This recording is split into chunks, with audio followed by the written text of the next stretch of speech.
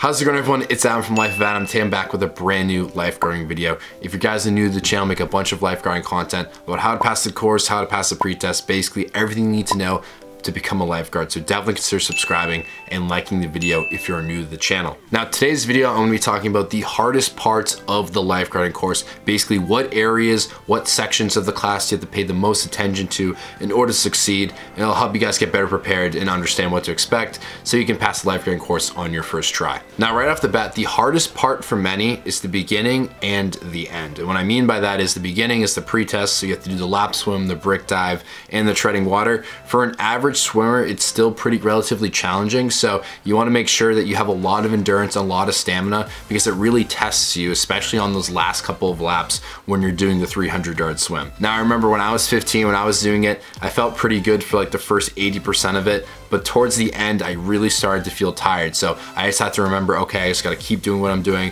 push through, pace myself, get into a rhythm. So I definitely think you should make sure that you really practice this so that when you're in this position, you know what it feels like. You definitely want to leave some fuel in the tank so you do not burn out too quickly. Now, for me personally, it's obviously different from person to person. I thought that the treading water and the brick dive were very easy. However, people have different strengths and different weaknesses. So I definitely felt like the lap swim was a lot harder than treading water with no hands for 2 minutes. But for some people that maybe don't float naturally, they may think that the treading water is a lot more difficult. Now, if you guys want to guarantee that you pass the pre-test on your first try, so you don't have to worry about spending money and then not passing the pre-test so you can't take the rest of the course, I highly recommend you click the link in the description. I have a course on Teachable where I'll walk you through in depth how to pass every single pre-test, me in the water, videos, instructions, breaking down everything you need to know. So if you want to guarantee yourself to pass on the first try, definitely click the link down below in the description and sign up for my course. You will not regret it. It's very helpful. So now let's talk about what I mean by the very end of the course. The very end is the written exam. I remember I took so long on the written exam. I remember being the last person in my class to hand in my exam. And it was actually funny because my lifeguard instructor said, okay, Adam, like, you're fine, give me the piece of paper. So he like took the test from me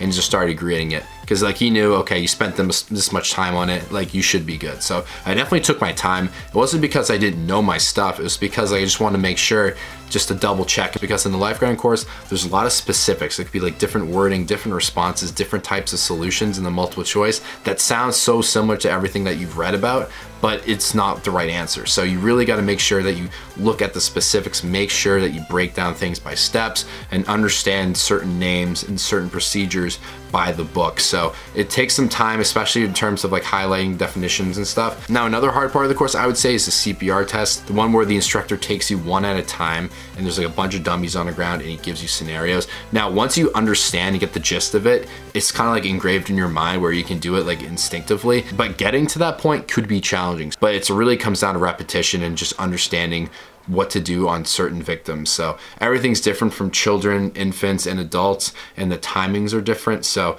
once you understand rescue breathing and you break it down and you understand why you do certain things, so like if there's a choking victim that goes unconscious, or if it's like he has a pulse and is not breathing, or is not no pulse, no breathing, stuff like that, you should be able to know right in your mind, okay, I gotta do CPR, okay, I gotta do rescue breathing.